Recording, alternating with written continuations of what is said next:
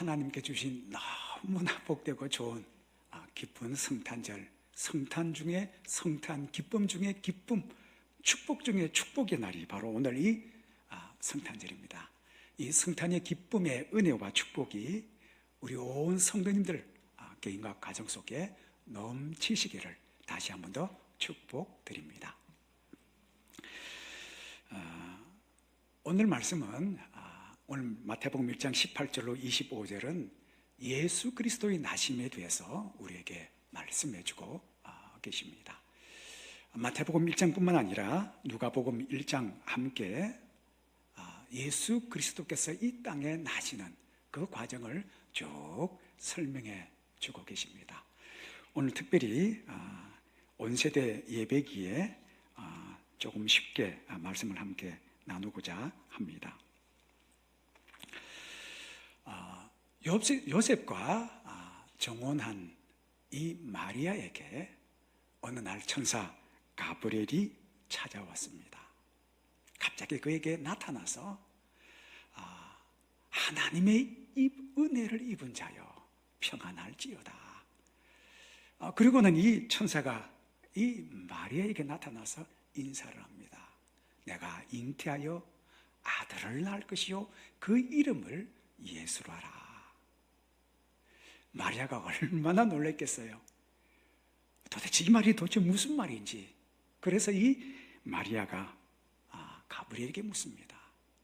나는 남자를 알지 못하는데 어떻게 내게 이런 일이 있을 수 있습니까? 천사가 이야기하기를 성령으로 잉태된 것이라. 나실 자는 곧 하나님의 아들이라 일컬으리라. 그러면서 이야기합니다. 내 친족 엘리사벳을 알지 않느냐?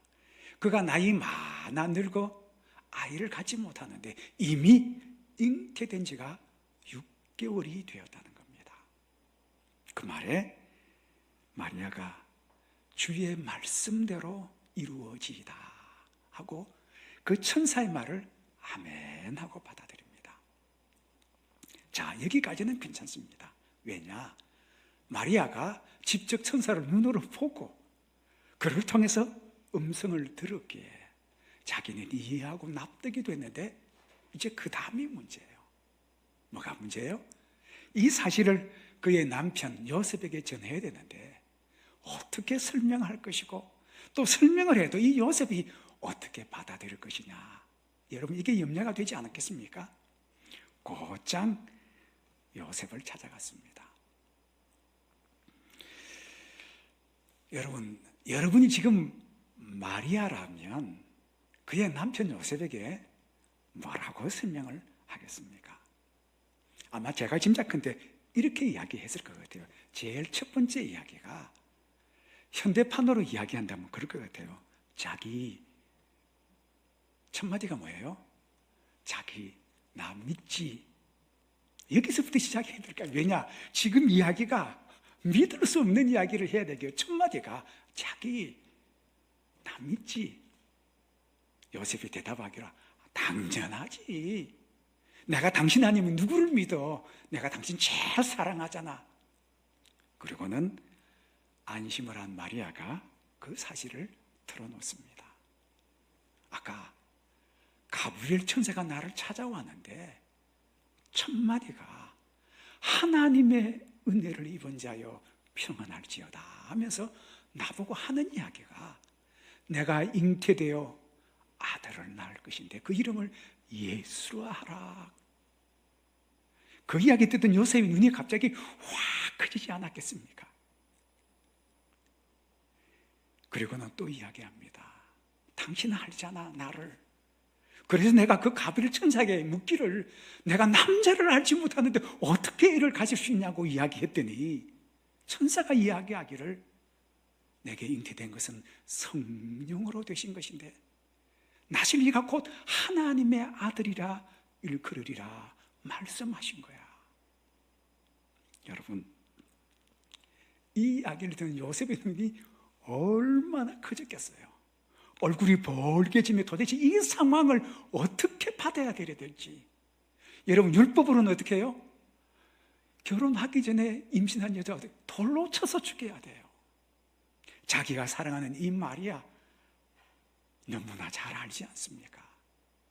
그런데 그 사람은 믿지만 그가 말하는 그 내용이 받아들일 수가 없는 거예요. 남자를 알지 못하는 이 여인 속에 애가 생긴다. 납득이 안 되는 거예요. 어떻게 해야 될까?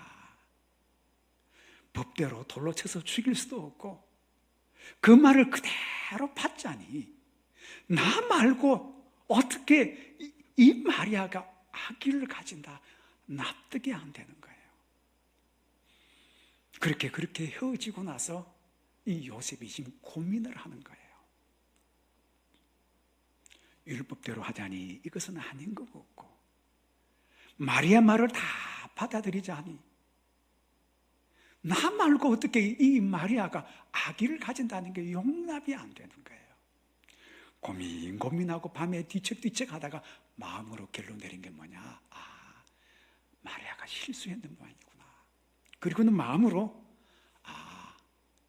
그냥 말 없이 조용히 정리하는 게 이게 제일 지혜로운 방법이겠다 생각하고 고민하다가 깜빡 잠든 거예요.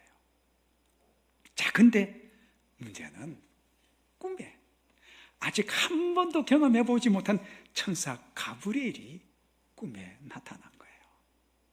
그리고는 이 가브리엘 천사가 그에게 이야기하기를 다윗의 자손 요셉아 내 아내 마리아 데려오기를 두려워하지 말라.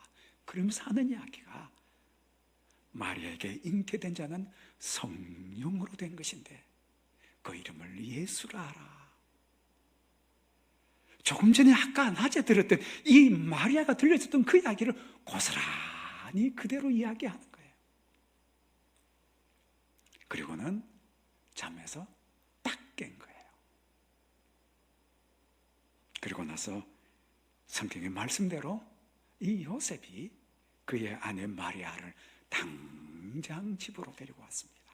그리고는 예수 그리스도의 탄생 때까지 동침하지 아니하니라. 성경은 그렇게 기록하고 있습니다.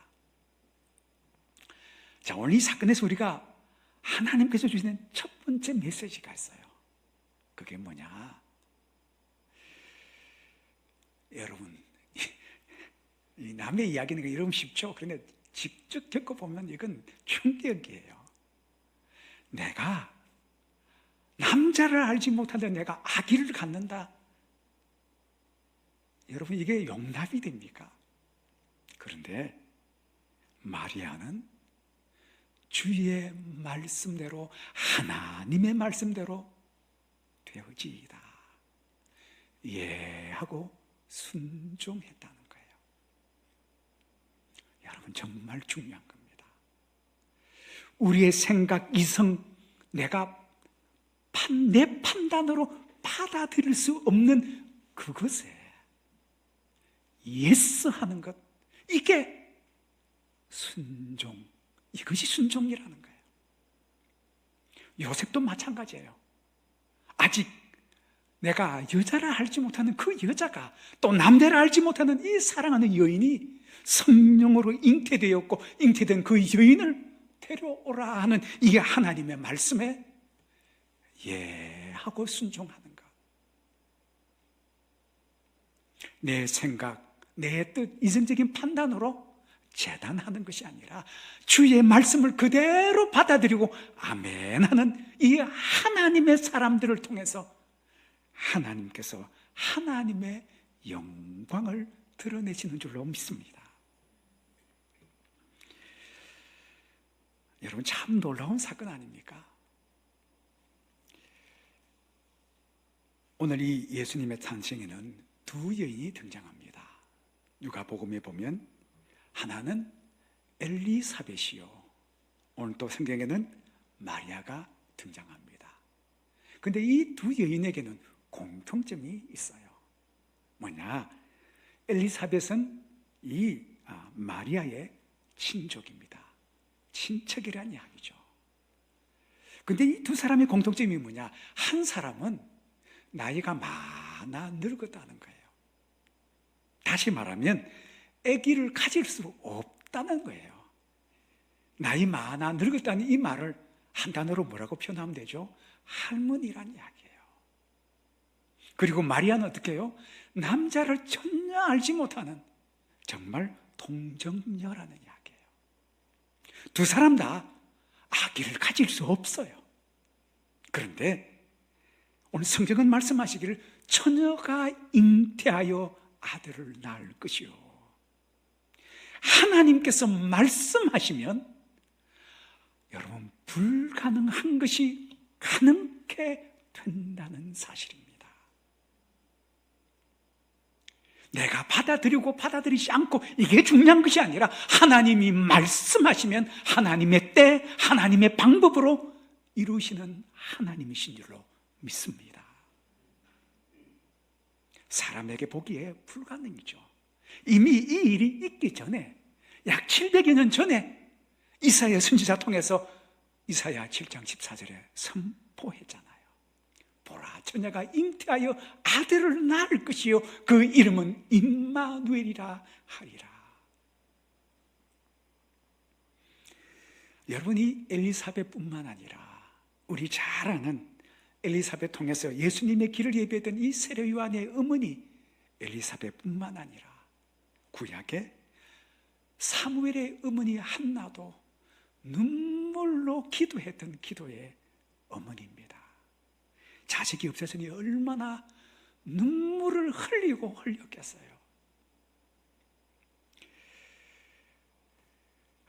저는 믿습니다.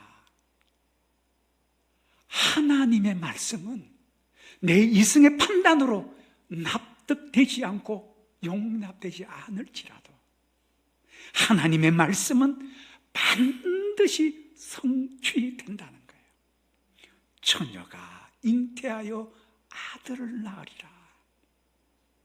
그런데 이 말씀에 아멘하고 순종하는 마리아 통해서 하나님께서 이 땅에 우리의 구원자 되신 예수 그리스도를 보내주신다는 거예요. 지금 이 땅에도 이 여인들처럼 출산을 위해 눈물로 기도하는 사람들이 얼마나 많은지 몰라요. 오늘 이 성탄절날 이 말씀 드리고 싶습니다. 너는 내게 부르짖어라. 내가 내게 응답하겠고 내가 알리지 못하는 크고 은밀한 일을 내게 보이리라. 이 하나님의 언약의 말씀, 살아계신 하나님의 말씀인 줄로 믿습니다. 이 하나님의 말씀대로 오늘도 믿고 기도하고 간구하는 하나님의 자녀들의 삶 속에 이 약속이 성취되는 하나님의 역사가 우리 가운데 일어날 줄로 믿습니다. 자, 그런데 오늘 중요한 것은 23절 말씀 끝이에요. 보라, 처녀가 잉태하여 아들을 낳을 것이요 그 이름은 임마누엘이라 하리라. 임마누엘이란 말씀. 이게 한 단어 속에 우리를 향한 하나님의 사랑이 다 결집되어 나타나는 거예요. 하나님이 우리와 함께 계신다 하는 겁니다. 여러분 구약 성경 제일 마지막 말라기서 딱 첫 장을 딱 띄면 하나님께서 이 말라기서에 이렇게 말씀합니다. 여호와께서 이르시되 내가 너희를 사랑하였노라 하나 너희는 내게 이르기를 주께서 어떻게 우리를 사랑하셨나이까. 신약뿐만 아니라 구약에서도 하나님이 여전히 하나님의 백성들을 향해서 내가 너희를 사랑한다 말씀하셨는데 이 하나님의 백성들이 어떻게 우리를 사랑하셨나이까 반문하는 이들을 향해 주님께서 요한복음 3장 16절에 이렇게 말씀합니다. 하나님이 세상을 어떻게 이처럼 사랑하사. 이처럼 사랑하사. 이 말씀이 뭘까요? 하나님이 높은 보좌 다 버리시고 육신 입으시고 이 땅에 우리 죄를 죽음에서 구원하시기 위해 이 땅에 오신 이 감격 임마누엘의 이 사건, 이렇게 사랑하셨다는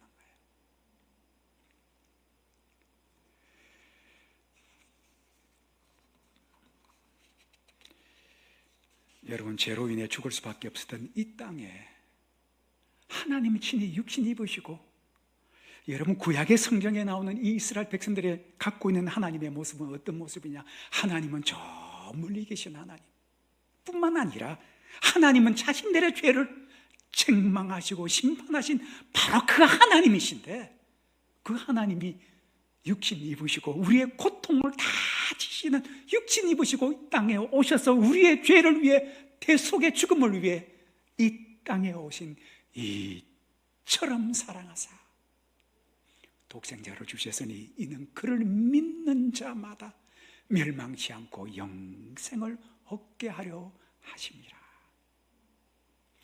우리 가운데 함께 하시고 우리와 함께 계시는, 눈물을 흘리는 자리에 함께 눈물을 흘리시고, 아파하는 우리와 함께 아파하시고, 우리를 기뻐하는 우리의 기쁨에 함께 기뻐하시는 임마누엘의 하나님.